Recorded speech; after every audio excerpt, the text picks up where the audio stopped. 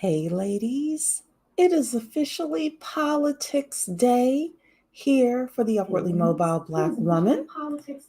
Thank you so much to everybody for being here, and we are going to talk today about Project 2025.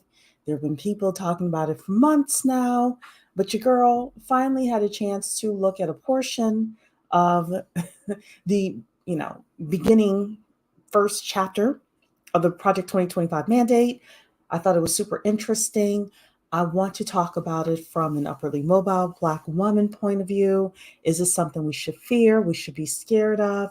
How do we pivot and maneuver? I am going to give us 60 seconds, 90 seconds in order to have people come in. And then we're going to read through the Project 2025 mandate for leadership. So, ladies, the clock starts now.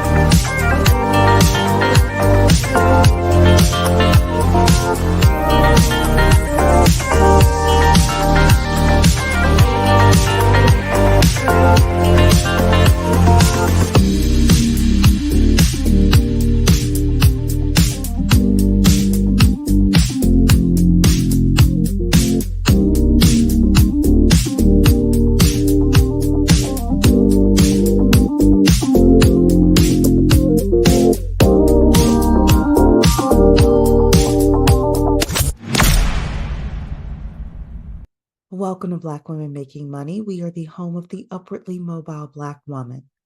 For exclusive content and invitations to our Inner Circle Zoom meetings, which happen on a monthly basis, you can sign up for free for our email newsletter at bwmakingmoney.com. That's bwmakingmoney.com. All right, let's talk about the Project 2025. Thank you, ladies, for being here this evening. Please hit the like button as you are coming in, share the stream, tell a friend or two that real information is happening here at Black Women Making Money. So you all know how I am with regards to politics. You can be Republican, you could be Democrat. It does not matter to me. Doesn't matter to me who you're voting for. I give it a 50-50 chance that either guy can win. However, if the Republicans win, if Trump will eke out a win with regards to the 2024 election, then Project 2025, or at least a portion of it, will likely go into effect. So I was curious, what is Project 2025? People have been talking about it for months now, and it is a 900-page, basically, manifesto that was started by a group called the Heritage Foundation, and they are very, very influential with conservative politics. And many people believe that if Donald Trump is elected, and if just Donald Trump is elected, then a lot of the policies within Project 2025 are going to come to fruition. So I believe in us, number one, knowing what's coming around the corner, and number two, figuring out how we're going to maneuver. So I did want to say book club is happening. Yes, thank you so much, Shar, who is in the building. Don't forget, book club is happening Sunday, May 19th, 6 p.m. Eastern time. The way to sign up is through coming to our email list, bwmakingmoney.com. Book club happens on Zoom. It does not happen on YouTube.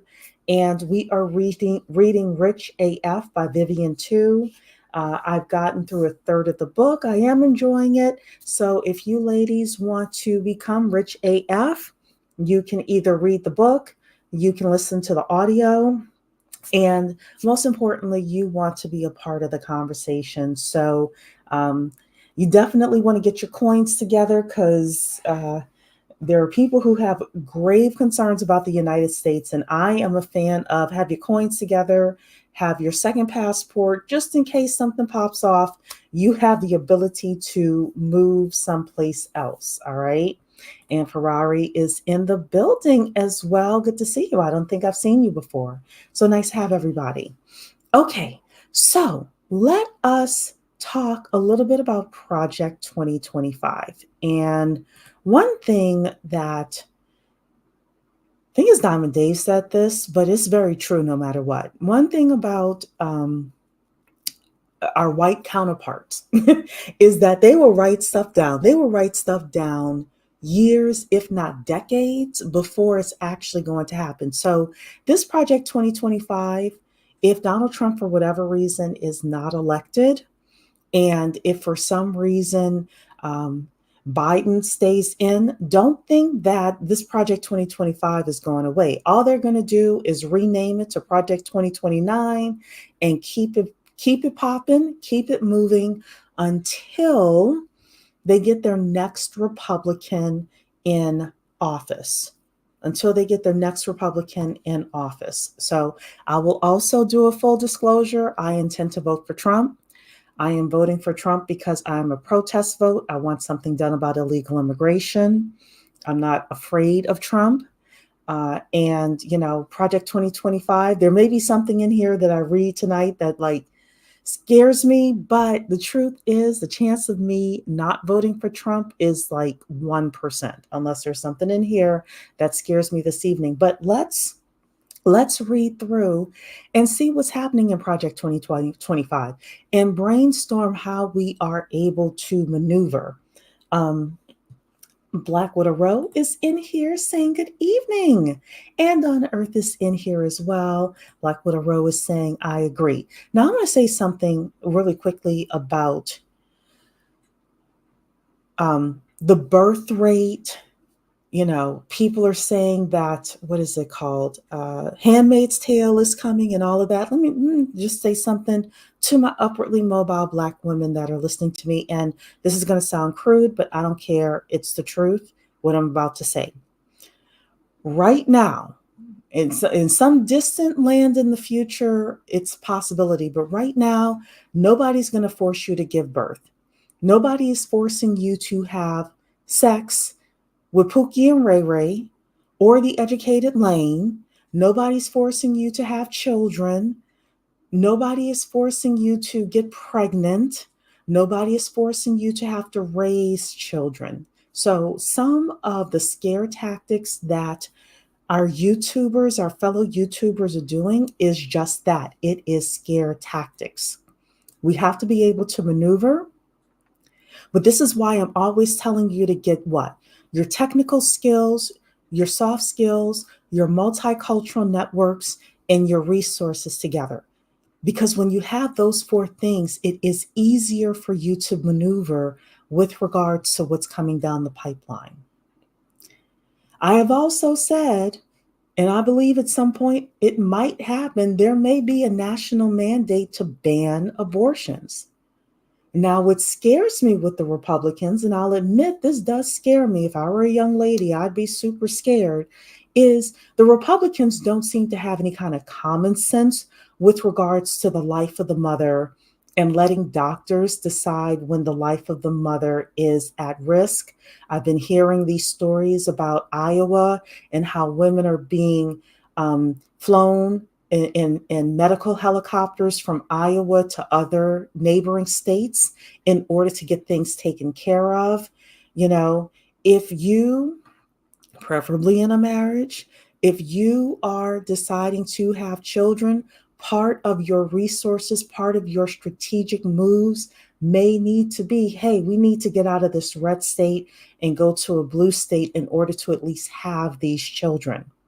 This is why you have to have resources. This is why you have to have a husband with resources. This is why you have to plan. This is why when we say play chess, not checkers, this is what we're talking about. This is what we're talking about, ladies.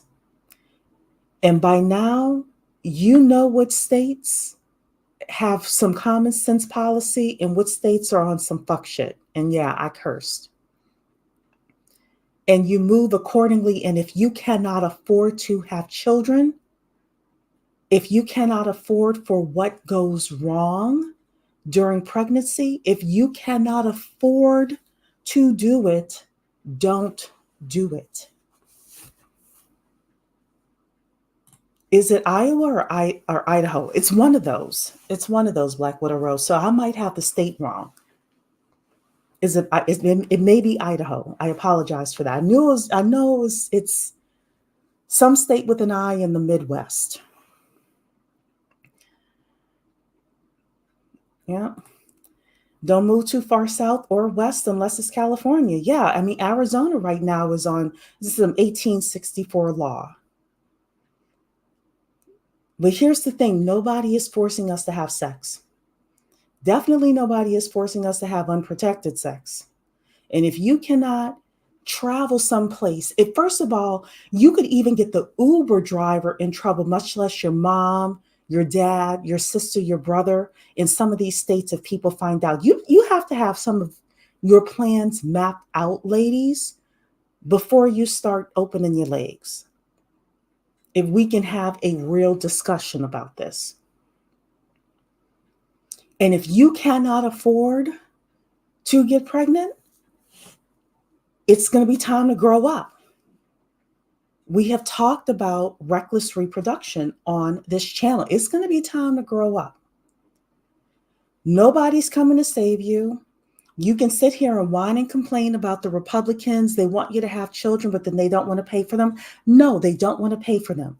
That means if you don't have money for daycare, which in a lot of places costs as much as a mortgage does, if you don't have the money for daycare, if you don't have the money to put your child into a decent school, if you don't have the money and the resources to give your child a quality life, why are you having children?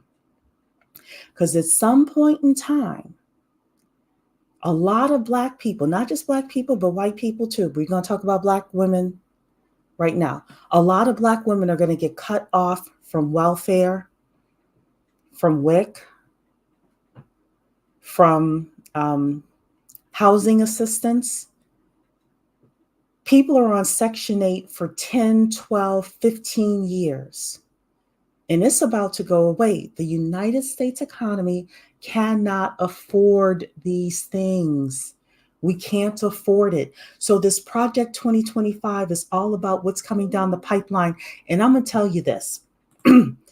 You may think only conservatives want some of this stuff to happen. I would guarantee you that there are some Democrats that if they can get away with it, they're going to vote for some of these things as well. Menopause never felt so good. I'm in menopause right now, so I agree with you, Donna Earth. I agree with you. It's like $1,000 for daycare now. I have read certain places it's the cost of a mortgage. It could be $2,000 for a child to go to daycare. And in some of these states, some of these laws, they are not giving women as much time now for after you have the child. What do you call it? Maternity leave. They're not giving you as much time now for maternity leave. The small business owners are saying, hey, we need this person back into work within 2 to 3 weeks.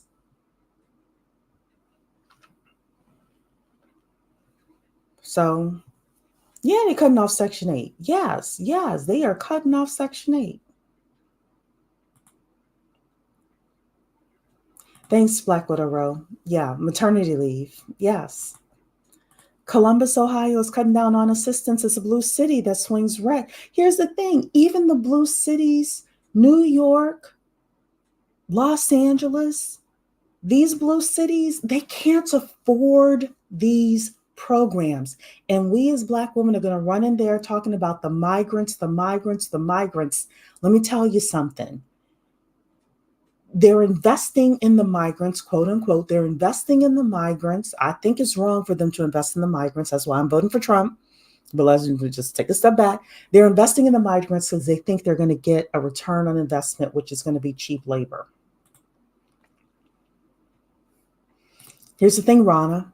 They may want you in the kitchen, but who says you have to go? You know how you get pushed off into the kitchen right now in 2024 is you having children with a man who put you there. Other than that, right now, thank you, Jesus, right now, we still have the ability to be educated. We still have the ability to choose who we have sex with. We have the ability to choose who we have children with, as long as we have the resources. I'm not necessarily for the West 4B movement just because I don't think you need a movement to be celibate. But nobody ever died from being celibate, ladies. Hey, True Mystique. Hey, True Mystique. Yeah, you're right, Dawn to Earth. Cheap labor and votes. Yes, absolutely. Absolutely. So let's read through a little bit of this now. This is the mandate for leadership. This is the Conservative Project Promise Project 2025 Presidential Transition Project. And I started reading through this and I was like, ooh, this is going to be good content to talk about with the ladies. Now, this whole thing is over 900 pages. And ladies, let's first of all talk about how thorough these people are. If you work for the government, if you work for the federal government, or even if you work for state government, you need to be reading the section of this plan that pertains to whatever department you're in. So the first thing they have here is, of course, Section 1, taking the reins off of government, the White House office, executive offices of the president, and the central personnel agencies. Now, I'm going to tell you overall what they're planning to do here, ladies. Overall, what they're planning to do here is they intend to, and we're going to read through some of this, they intend to get rid of any body who works in government. Oftentimes they used to have people who worked in government for their entire lives. And then they would only have, as the administrations changed, they would only have the Secretary of HUD or the Secretary of the VA, etc. Now they are taking applications. They are looking at people's social media. They are keeping a list of people who are pro-Trump and people who are anti-Trump, people who are pro-conservative, people who are anti-conservative. And they are going to start getting rid of people, government bureaucrats, getting rid of people who are not conservative. Ladies, I said a couple of years ago that the government was going to start laying people off. I said a couple of years ago that the government was going to start laying people off, and that 25% of Black people work for the government. They work for the federal government. They work for the state government. They work for the county. They work for the city. Right now, this is a federal discussion, Project 2025. You think this isn't going to trickle down? You honestly think that these things are not going to trickle down? So I'm going to tell you right now, I don't care if you or someone you love is at the tippy top of government, or if you are quote unquote a lowly person that you think nobody is paying attention or watching you. If you are in these positions, either keep your mouth shut on social media, keep your mouth shut in the office, or have your resources together so that if and when the time comes where they're going to get rid of you, you have a way to make it. You have a way to make it. So in section 2, they basically break down for every department what their intentions are. Every department, what their intentions are. Department of Defense, Homeland Security, State, the intelligence community. Let me make this a bit bigger. Hold on. There we go. Media agencies. They got plans for the media agencies. Somebody say fake news. Yeah, you're right, Rhonda. If you work in government, you better pivot or be prepared to pivot. Agency for International Development. And look, these people here, they put their names on this stuff as well. They want you to know who they are. They are not in the dark. These people are in the light saying, this is what we intend to do. Then we have the general welfare, agriculture, education, energy, environmental protection agencies. Some of these agencies they want to get rid of, ladies. Some of these agencies they want to get rid of. They want to get rid of the Department of Education, Department of Health Services, HUD. Ben Carson wrote the HUD section. I didn't even see this before. Ben Carson wrote the HUD section, ladies. No telling what he wrote in here. Department of Interior, Department of Justice, Department of Labor, Transportation, and Veteran Affairs. This is every department in government and what they plan to do. Every department in government and what they plan to do. I'm not telling you it's good. I'm not telling you it's bad. I'm telling you, you better be prepared to pivot no matter what. They got Export-Import Bank. They got the Federal Reserve in here, the Small Business Administration, et cetera, et cetera. You get the point. You get the point. So I read through the first several pages of this. Oh, okay. Let's talk about the advisory board. Let's talk about the advisory board. There are a lot of groups that have come together, a lot of people that have come together and said, we're on board with Project 2025. You have the Alabama Policy Institute. So you're starting with the A's. You've got all sorts of groups in here.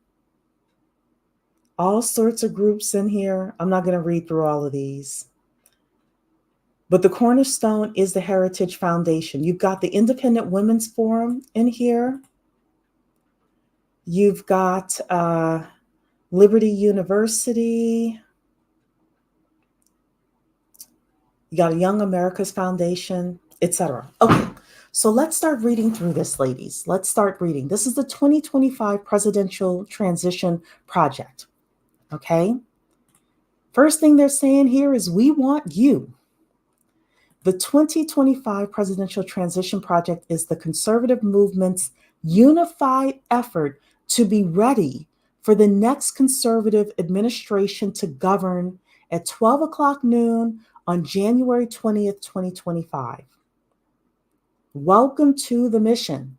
By opening this book, you are now a part of it. Indeed, one set of eyes reading these passages will be those of the 47th President of the United States, and we hope every other reader will join in making the incoming administration a success. History teaches that a president's power to implement an agenda is at its apex during the administration's opening days. So, in other words, ladies, the first 90 days to 6 months, is the most impactful things, or are the most impactful things that the president does. And when Trump won the last time, nobody expected it. Trump didn't expect it. Melania didn't expect it. Kellyanne Conway didn't expect it. Hillary Clinton didn't expect it. And neither did the conservative lobbyists. None of them expected it. So now they said, okay, we got something for you. We prepared. We prepared this time. We got 900 pages, 920 pages of we are prepared for the next conservative administration. And as I said before, ladies, if they don't win in 2025, they're going to cross out 2025 and they're going to put 2029 on there, and they're going to maybe update a couple little things, and they're going to roll this thing out again until the next president, the next conservative president is elected. So let's see what they're talking about here. To execute requires a well-conceived, coordinated, and unified plan and a trained and committed cadre of personnel. A trained and committed cadre of personnel. They want the people in there who can implement it. In recent election cycles, presidential candidates normally began transition planning in the late spring of the election year. But that is too late. The federal government's complexity and growth advance at a seemingly logarithmic rate every 4 years. For conservatives to have a fighting chance to take on the administrative state and reform our federal government, the work must start now. This thing started a year ago, ladies. They're saying here, the entirety of this effort is to support the next conservative president, whoever he or she may be. Well, we know Nimrata is out, so, it may be Trump. In the winter of 1980, the fledgling Heritage Foundation handed the president-elect, this is very important, ladies. This is why I'm not rushing through this, because I read through this before, and I want you to pick up on these things. In the winter of 1980, the Heritage Foundation handed to Ronald Reagan the inaugural Mandate for Leadership. This collective work by conservative thought leaders and former government hands, most of whom were not part of Heritage, set out policy prescriptions agency by agency for the incoming president. The book literally put the conservative movement and Reagan on the same page, and the revolution that followed might never have been, save for this band of committed and volunteer activists. With this volume, we have gone back to the future and then some. It's not 1980, it's 2023. The game has changed. The Long March, ladies, listen to this. If you all follow any kind of political news, now they're going to throw in all of the terms here. So let's be ready. The long march of cultural Marxism through our institutions has come to pass.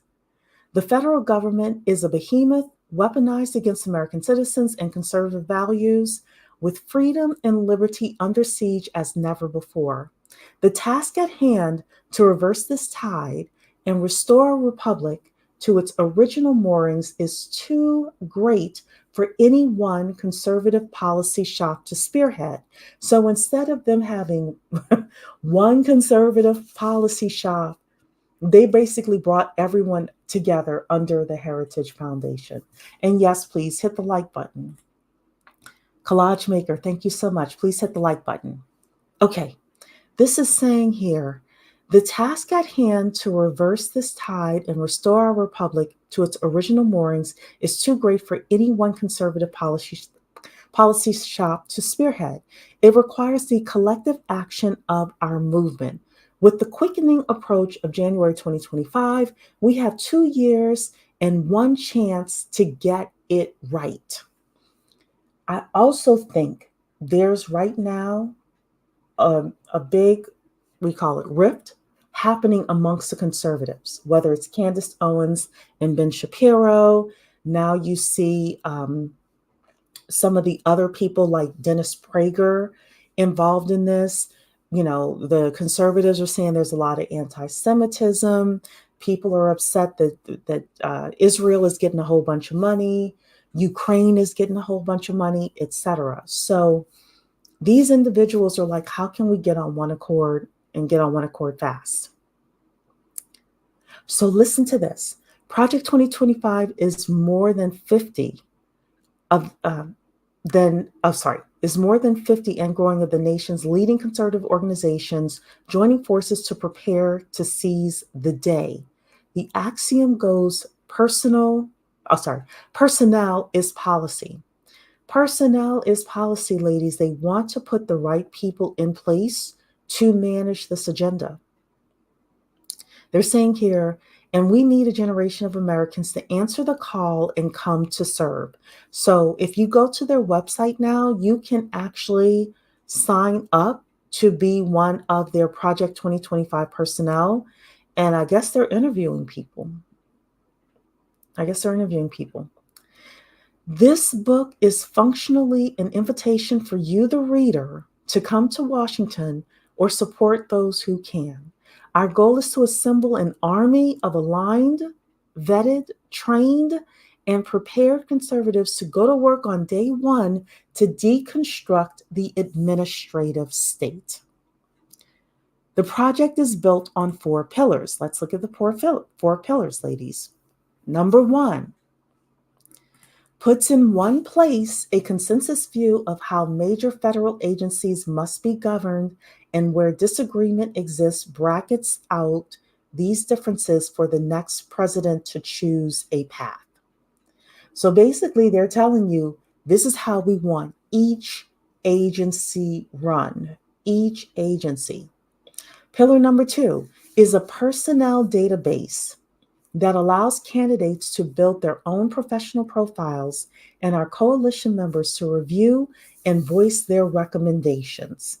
Remember I told you about the multicultural network, ladies?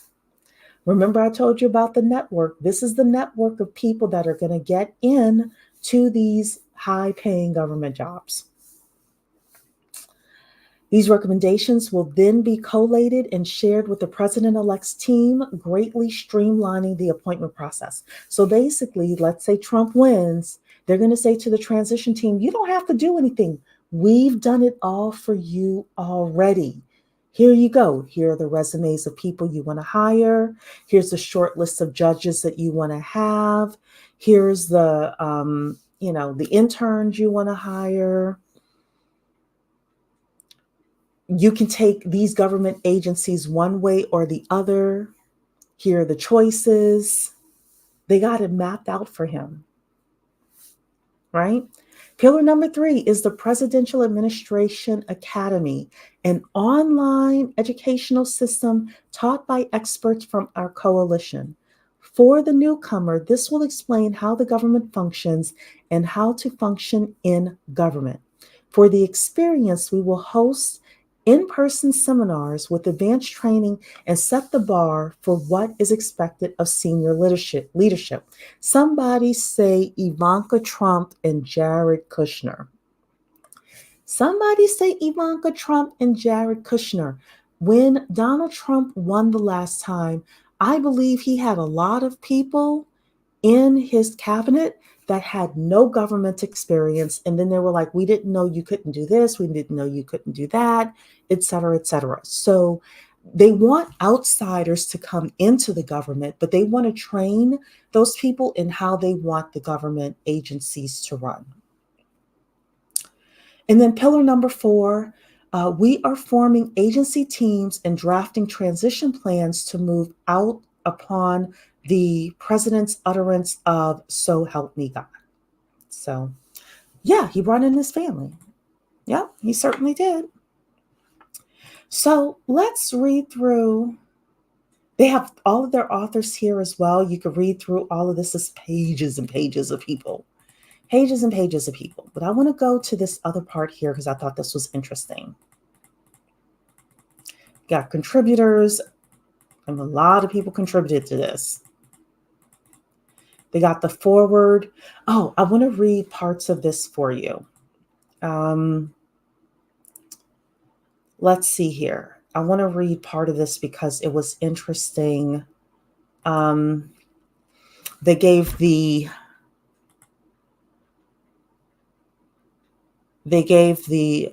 history of the Heritage Foundation, and I wanted to read one part of it for you because this said it all. Here we go. Well, this isn't the part I want to read, but this is important here. So, see if I can make this bigger. And let's see here. The Heritage Foundation is once again facilitating this work, but as our dozens of partners and hundreds of authors will attest, this book is the work of an entire conservative movement. As such, the authors express consensus recommendations already forged, especially along 4 broad fronts that will decide America's future. Ladies, listen to this. Restore the family as the centerpiece of American life and protect our children. Dismantle the administrative state and return self-governments to the American people. In other words, government is getting too big. 3, defend our nation's sovereignty, borders, and bounty against global threats. And number 4, secure our God-given individual rights to live freely, what our Constitution calls the blessings of liberty. So one of the big things with number 2 is that they want to reduce the size of government, and they want to change the way a lot of government runs. And look, there are things that we can change within government, but there are going to be some things that the government currently does that is, that may not be the best for our communities, for people. So let's read through the promises here, because this was the part that got me super interested. And I was like, okay, I definitely want to come and talk to you about this. So promise number 1, restore the family as the centerpiece of American life and protect our children. The next conservative president must get to work pursuing the true priority of politics, the well-being of the American family. In many ways, the entire point of centralizing political power. So that's the one big thing. They want to centralize political power to the president of the United States. They want to basically, like right now, the power is distributed. They want to centralize that power. Okay. In many ways, the entire point of centralizing political power is to subvert the family. Its purpose is to replace people's natural loves and loyalties with unnatural ones. You see this in the popular left wing aphorism, government is simply the name we give to the things we choose to do together. But in real life, most of the things people do together have nothing to do with government. These are the mediating institutions that serve as the building blocks of any healthy society: marriage, family, work, church, school, volunteering. Here's the thing, ladies, something to be aware of. I don't have children. Many of you don't have children. If we don't have children, then how will the laws that are forthcoming, how will those affect us positively or negatively? It's going to be interesting to see some of the things that they have planned. And you can read through this whole 920 pages in order to see exactly what they have planned. But the name real people give to the things we do together is community, not government. Our lives are full of interwoven, overlapping communities, and our individual and collective happiness depends upon them. But the most important community in each of our lives is the family. Today, the American family is in crisis. Oh, they're mentioning Black kids here. Hold on. 40% of all children are born to unmarried mothers, including more than 70% of Black children. Ladies, and I've said that we need to reduce the number of Black children born out of wedlock. Let's see what else they have to say here. There is no government program that can replace the hole in a child's soul cut out by the absence of a father. Fatherlessness is one of the principal sources of American poverty, crime, mental illness, teen suicide, substance abuse, rejection of the church, and high school dropouts.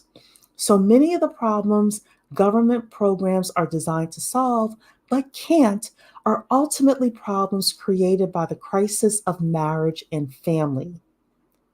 The world has never seen a thriving, healthy, free, and prosperous society where most children grow up without their married parents. If current trends continue, we are headed towards social implosion. Furthermore, the next conservative president must understand that using government alone to respond to symptoms of the family crisis is dead. Federal power must instead be wielded to reverse the crisis and rescue America's kids from familial breakdown. The conservative promise includes dozens of specific policies to accomplish this existential task. Ladies, they specifically mention Black kids in here. Yeah, we're going to keep on reading. We are going to keep on. They specifically mention Black kids in here. I would venture to say whatever is happening is going to be put on Black women and Black kids. And Killer Mike talking about, child support. It's coming for us. It's coming for us, right? Okay, so it says here, some are obvious and longstanding goals like eliminating marriage penalties, including federal welfare programs and the tax code, and installing work requirements for food stamps. But we must go further. It's time for policymakers to elevate family authority, formation, and cohesion as their top priority, and even use government power, including through the tax code, to restore the American family. Today, the left is threatening the tax-exempt status of churches and charities that reject woke progressivism. They will soon turn to Christian schools and clubs with the same totalitarian intent.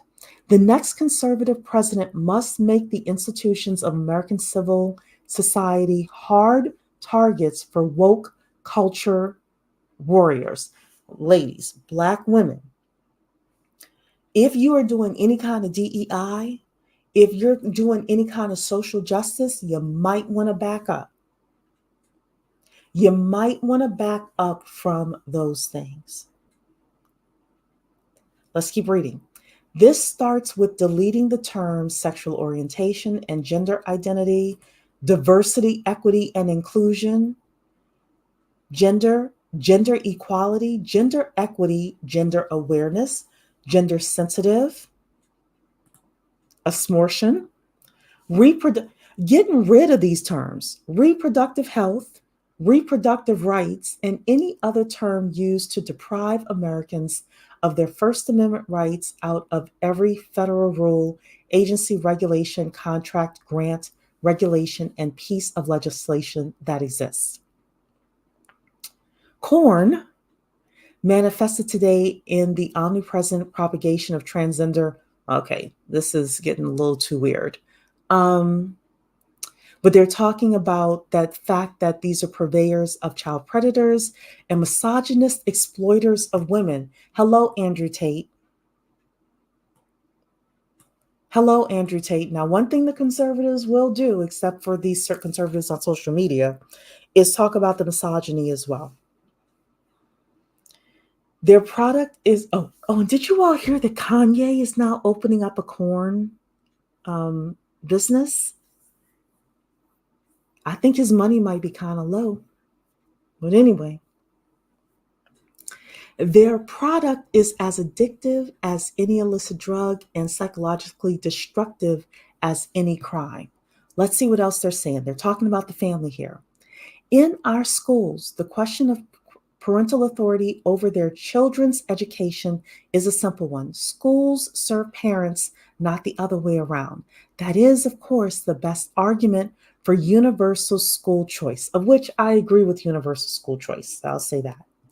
A goal all conservatives and conservative presidents must pursue. But even before we achieve that goal, parents' rights as their children's primary educators should be non-negotiable in American schools. States, cities, and counties, school boards, union bosses, principals, and teachers who disagree should be immediately cut off from federal funds. Critical race theory and gender ideology should be excised from curricula in every public school across the country. I'll be honest with you about CRT. I hear multiple people saying it's not taught in school. I hear other people saying it's not. I believe the truth is somewhere in the middle. It must be taught in some of these schools. So, just get away from any kind of DEI, ladies. I'm going to say. These theories poison our children who are being taught, on the one hand, to affirm that the color of their skin fundamentally determines their identity and even their moral status, while on the other, they are taught to deny the very creatureliness that inheres in being human and consists in accepting the givenness of our nature as men and women. Then they're talking about reassigning your sexes. Then they're saying here, but the pro-family promises expressed in this book and central to the next conservative president agenda must go much further than the traditional narrow definition of family issues. Every threat to family stability must be confronted. This resolve should color each of our policies. Consider our approach to big tech. The worst of these companies prey on children to get them addicted to their mobile phones. Somebody say TikTok ban.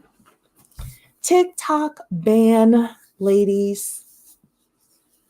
This is why, and look, the Democrats voted for it as well as the Republicans. Joe Biden is going to sign it. That's why I think that the Democrats are not as against all the things in Project 2025. So, just keep an eye out. Many Silicon Valley executives famously don't let their own kids have smartphones, which is true. They nevertheless make billions of dollars addicting other people's children to theirs. TikTok, Instagram, Facebook, Twitter, and other social media platforms are specifically designed to create the digital dependencies that fuel mental illness and anxiety. Federal policy cannot allow this industrial-scale child abuse to continue. Finally, conservatives should gratefully celebrate the greatest pro-family win in a generation, overturning Roe v. Wade. But the Dobbs decision is just the beginning.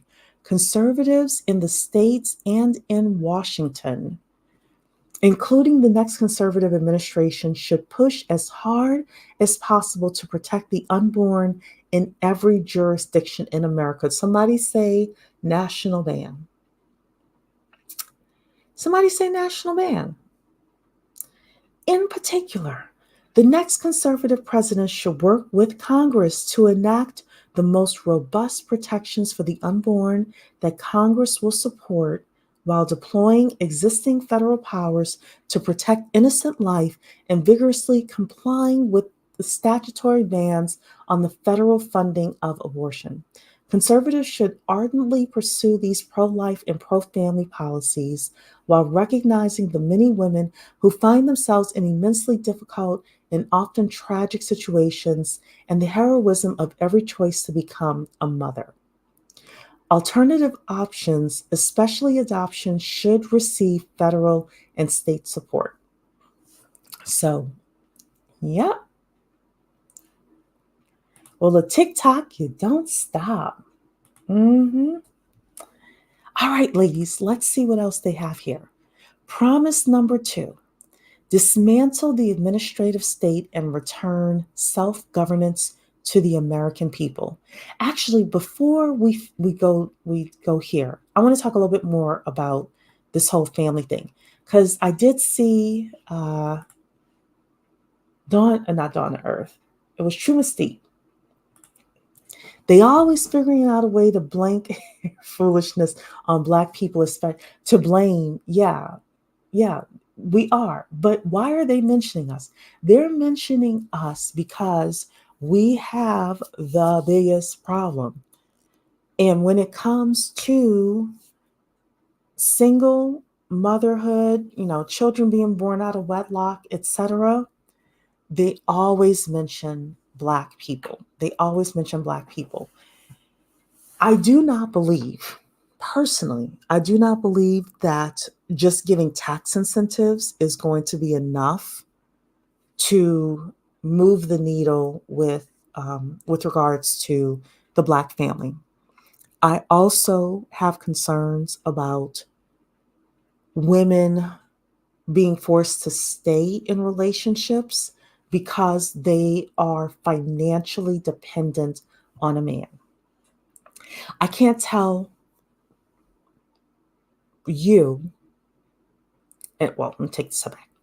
I cannot tell like all Black women what to do. All I can do is continue to suggest the things that I suggest to you. Not getting married super young, no matter what these social media Kevin Samuel followers say. Making sure you have your career, making sure you have a plan. Anything could happen to that man. He could just run off. How many stories have we seen um, with regards to that on TikTok? He could run off. He could die. Anything could happen to him, and you would be 100% responsible for those children. You would be. And the entire bill could be left on you.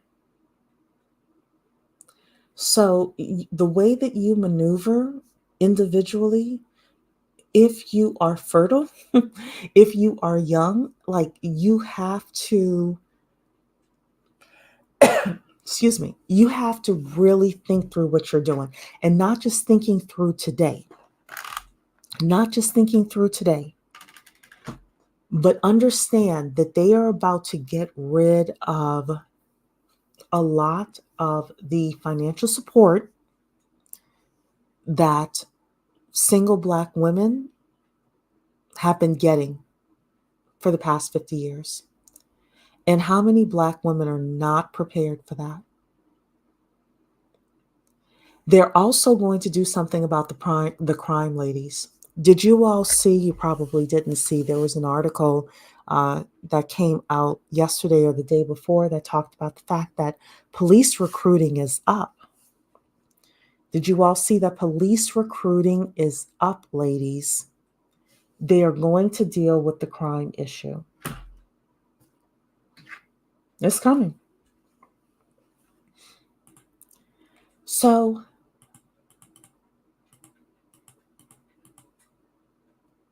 other things that we want to be aware of, promise number 2 is dismantling the administrative state and returning to self-governance.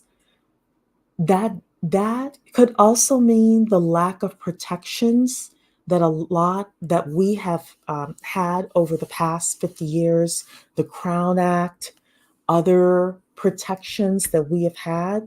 Some of that stuff may end up being rolled back, ladies. Some of it may end up being rolled back.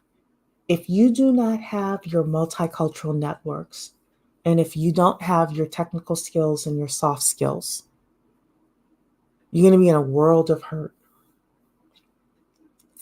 They're talking about rolling back a lot of the laws that so many of us grew up with and take for granted.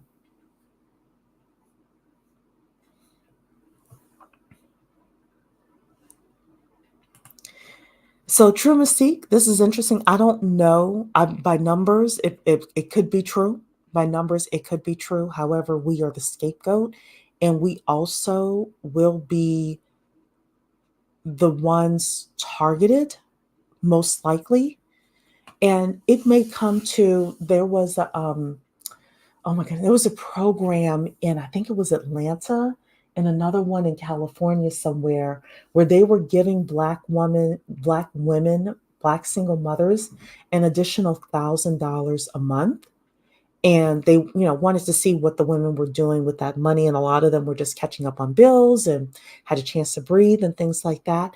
The federal government could say, if you all have programs like that, we have the right to not, like, to take away some of your federal funding. And what are the states going to do? What are the counties going to do? What are the cities going to do? They are going to stop offering that type of funding. So while I understand what you're saying, and this is just us having a conversation, we, pointing the finger at, this is what white women are doing, and this is what Asian women are doing, and this is what white men are doing. I want us to have the conversation more so about, what are you going to do individually? What am I going to do individually? Because it doesn't matter if they have more numbers. It doesn't matter. What matters is, what are the federal policies that are coming down the pipeline? If you have a 2-year-old you can't afford right now, and you're getting food stamps, and you're getting Section 8, and you're getting other types of assistance, with the understanding with Project 2025, especially if they get enough people in the House and the Senate with them as well, then what? Then what? So, yeah, it's going to be tough. They'll adjust policies and do workarounds. Yes, they will. They will target certain zip codes. They will gerrymander. They will target certain areas. They'll have certain other hoops you have to go through. Yeah, very true. All right. So, of course, the surest way to put the federal government back to work for the American people is to reduce its size and scope back to something resembling the original constitutional intent. Conservatives desire a smaller government, not for its own sake, but for the sake of human flourishing. Ladies, talked to you about this before. 20 to 25% of Black people work for the government. If you work for the government, if your mama works for the government, if your daddy works for the government, if your brothers and sisters work for the government, you all need to be having these conversations with them, because at some point, if it's 2025 or if it's beyond, they're going to start shrinking the size of government employees. They're going to start doing it. And I know that some of you will say, my mom thinks she's a peon, or my mom said that she's been there for 25 years and they're not going to get rid of her. Look, anybody can be removed from their position. So, yeah, Black women have been sounding the alarm to other Black women for a decade. They were labeled as extremists. Yeah, but here's the thing. There are Black women who also have been cutting up, Dawn to Earth. There are Black women who have been cutting up as well. So, all right. So it's saying here, the Washington establishment does not want a constitutionally limited government because it means they lose power and are held more accountable by the people who put them in power. Like restoring popular sovereignty, the task of reattaching the federal government's constitutional and democratic tethers calls to mind Ronald Reagan's observation that there are no easy answers, but there are simple answers. In the case of making the federal government smaller, more effective and accountable? The simple answer is the Constitution itself.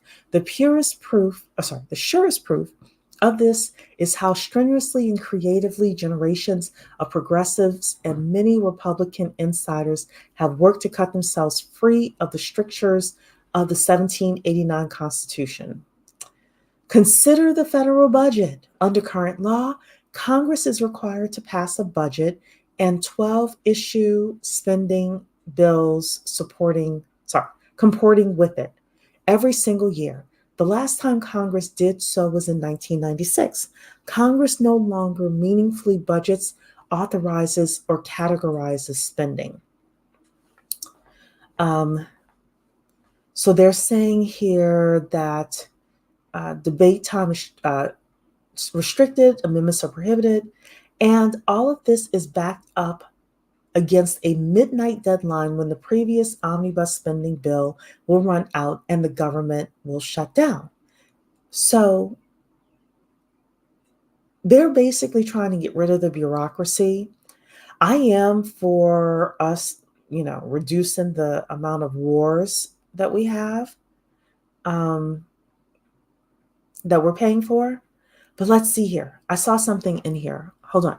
So they're saying here that a combination of elected and unelected bureaucrats at the Environmental Protection Agency quietly strangles domestic energy production through difficult to understand rulemaking. Bureaucrats at the Department of Homeland Security, following the lead of a feckless administration, order border and immigration enforcement agencies to help migrants criminally enter our country with impunity. Bureaucrats at the Department of Education, ladies, inject racist, anti-American, ahistorical propaganda into America's classrooms. Bureaucrats at the Department of Justice force school districts to undermine girls' sports and parents' rights to satisfy transgender extremists. Woke bureaucrats at the Pentagon force troops to attend training seminars about white privilege. And bureaucrats at the State Department infuse U.S. foreign aid programs with woke extremism about intersectionality and abortion. Ladies, the conservatives, they love to use the word woke. I mean, but yeah, they want to basically reduce the size of government. Let's see if they say anything else here. Defend our nation's sovereignty, borders, and bounty against global threats. I'm for that. I am for that. So, and then they say here as well, what else they saying? Secure our God-given individual right to enjoy the blessings of liberty. I'm not going to read through this because I'm starting to get tired. So, yeah. This is Project 2025. I mean, are there certain things in there that would cause me concern? Yes. Am I scared? No. Am I worried? No. Do we have ways to maneuver things? Yes. Yeah.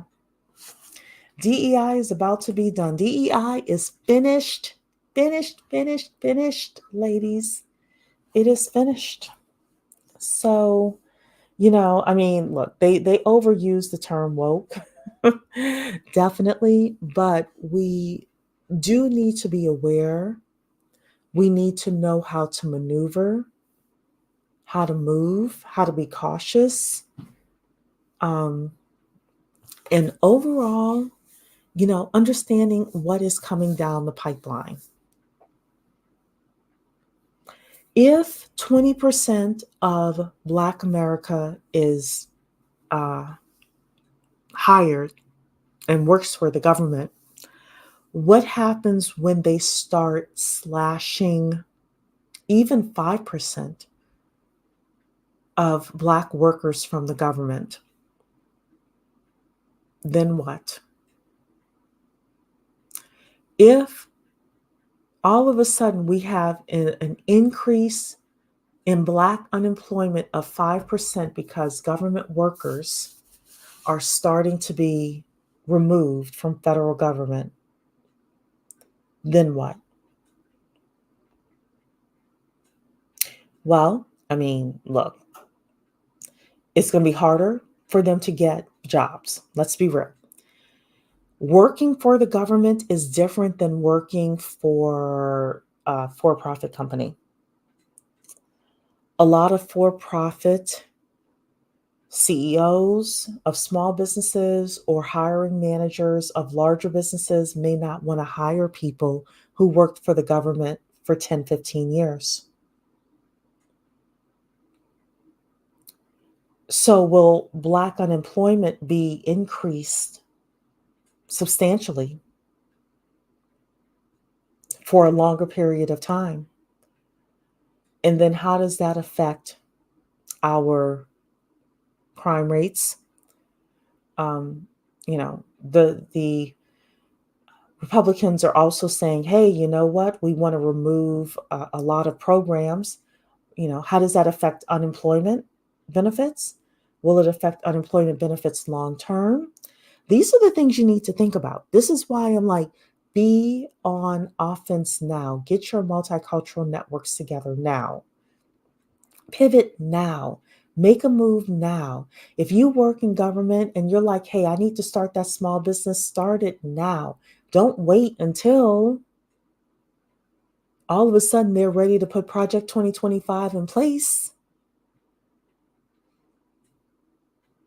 If you have a child that's 3, 4 years old and you are dependent on the government, or if you have a sister who is, or a best friend who is, and over time, there's going to be a reduction in food stamps and Section 8 and things like that. Will those individuals be coming to you as the, upwardly mobile woman in the family to help rescue them because they weren't paying attention? How are you going to manage that? How are you going to react with that?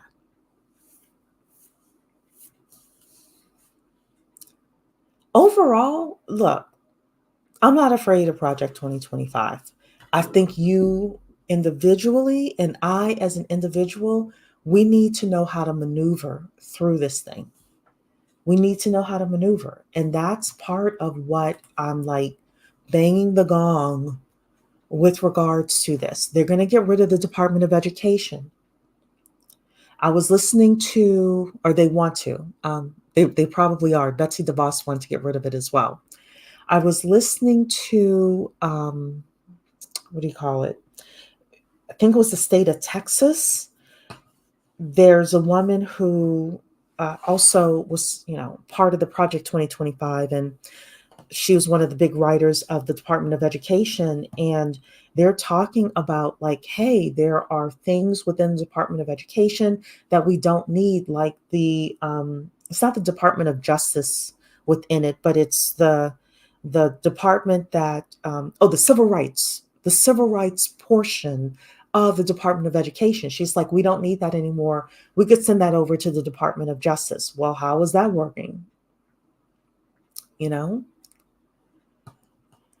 So, yeah, I mean, I do want to, if we want to do this just for fun, I want to see what Ben Carson, if he wrote this part, said about HUD. Let's just see if there's anything in here that's good about HUD. So give me a second. Let me actually pull it up. Even though HUD may not be the most important thing for us. So they have, for example, things in the Department of Agriculture, anything dealing with my food, I want to know something about. So I might read that section, but let's see what they said about HUD. So this is 503. Let's see if they said anything about HUD here that we can.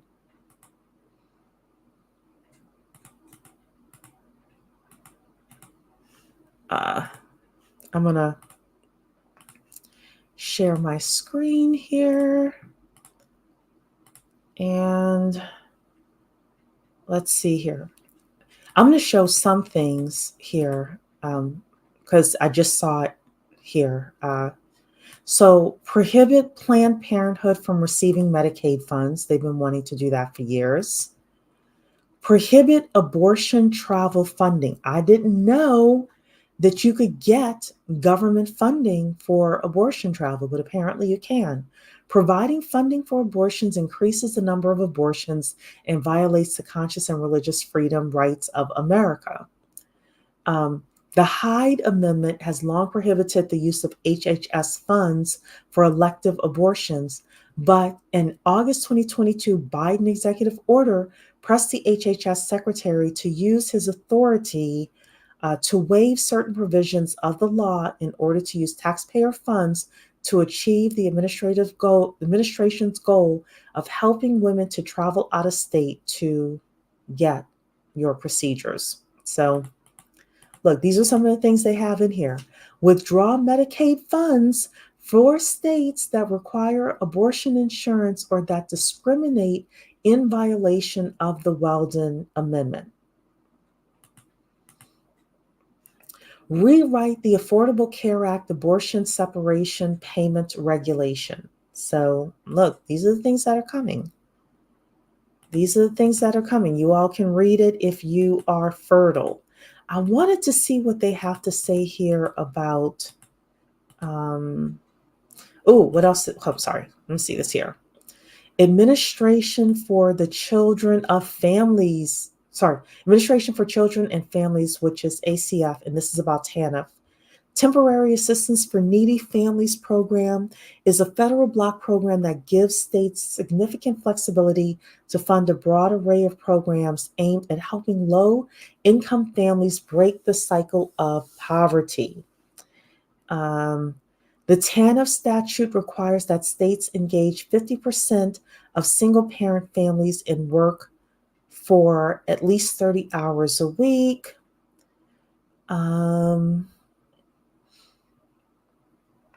I wanted to see what they were going to require, but darn it, I wanted to see what they had for the for HUD. They're going to have a healthy marriage and relationship education program. They're going to have a healthy marriage and relationship education program. Let's see how that works in the Black community. Use funding or grants to provide state-level high school education resources and curriculum on healthy marriages, sexual risk avoidance, and healthy relationships. They're going to teach healthy marriages in high school because you're not getting taught at home, ladies. You're not getting taught at home. So when we talk about Black people, if they're able to put this curriculum in Black schools, it'll be interesting. Yeah, I think it's going to backfire too. I agree with you.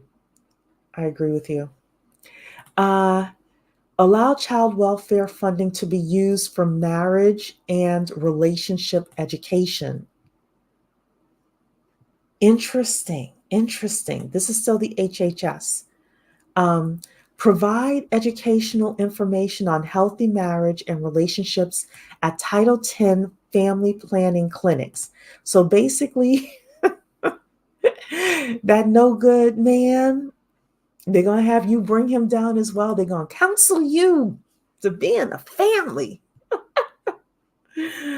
Ladies, don't get pregnant. That's all I'm saying.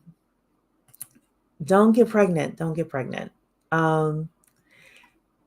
The Healthy Marriage and Responsible Fatherhood Program. This program is located within the ACF Office of Family Assistance. Its goal, like the HMRE program, is to provide marriage and parenting guidance for low-income fathers. This includes fatherhood and marriage training curriculum and subsequent research. This is for the Black man.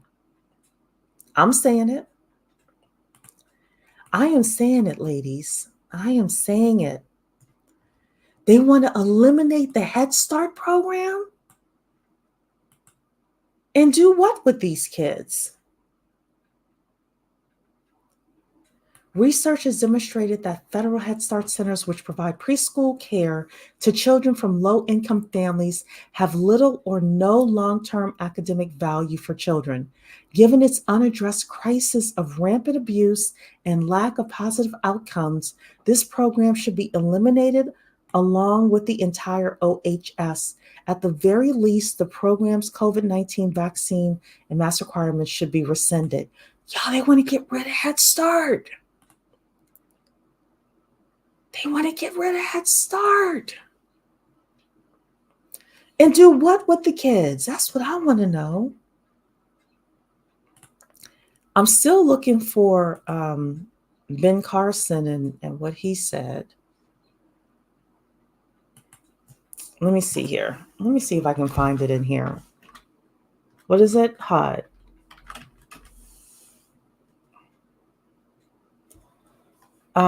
Okay, this is the Department of Housing and Urban Development here.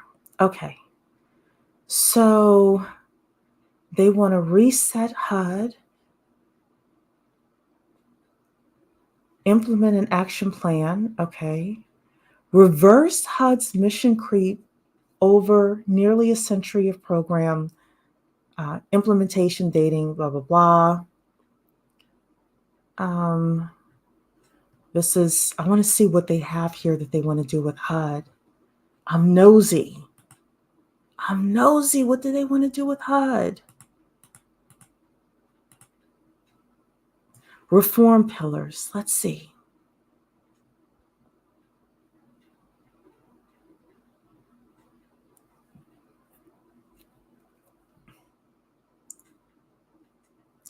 The president should issue an executive order making the HUD secretary a member of the Committee of Foreign Investment in the United States, which will gain broader oversight authorities to address foreign threats, particularly from China, with oversight of foreign ownership of real estate in both rental and ownership markets of single-family and multifamily housing, with trillions worth of real estate secured across HUD's portfolios. Y'all may want to buy your properties now. The secretary should initiate a HUD task force consisting of politically appointed personnel to identify and reverse all actions taken by the Biden administration. They want to repeal climate change initiatives. Repeal the affirmatively furthering fair housing regulation reinstituted under the Biden administration and any other uses of special purpose credit authorities to further equity, and eliminate the new housing supply fund. Y'all better get in now while you can. All right, ladies. Well, look. That was fun. Self-care is saying, married but child-free. I'm past my childbearing years. Thank goodness. I'm with you, girl. There will be an even bigger school-to-prison pipeline, but they might change the pipeline of school to mandatory back-breaking jobs that aren't paid. That is true. They'll keep you in poverty. They certainly will. Here's the thing, Dawn to Earth. The Black community may be in trouble, but you individually do not have to be. That is my point of this channel. That is my point of today, all the things that we go over.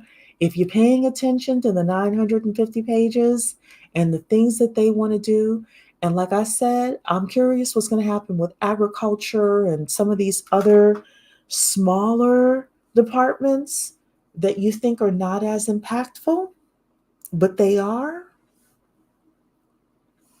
All I can say is the Black community may be in trouble, but that doesn't mean you have to be. It doesn't mean you have to be. There are a lot of people who are scared about Project 2025. I'm not. Does that mean I think that life is going to be easy? No. I think that there are some things that's going to happen that's going to be beneficial for Black women.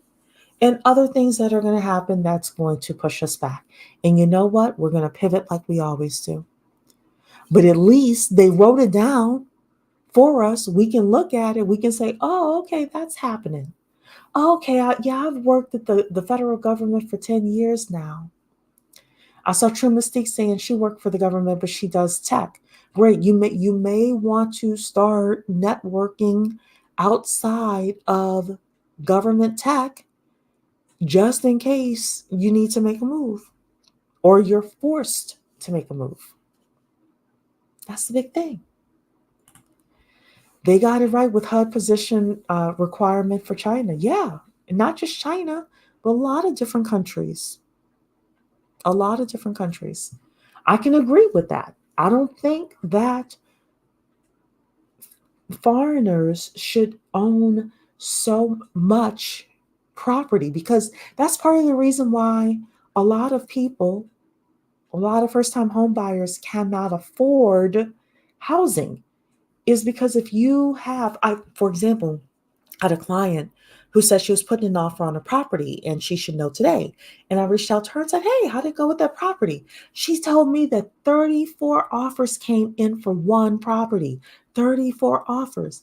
And there are people who are probably offering all cash, no contingencies.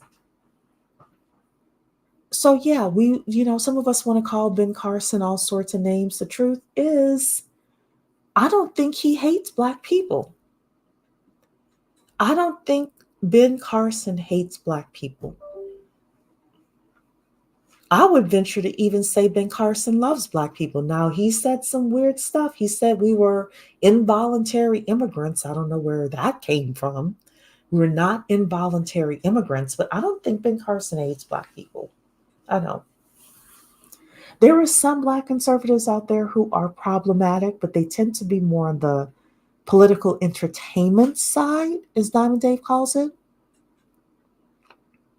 But then there are others who kind of keep a low profile and they are doing their thing. And there are things within Project 2025 that people are right about. The Black family does need to be repaired. It does. And I am for Black women, you date and marry the best man for the job. I am never here to tell you to marry a unicorn.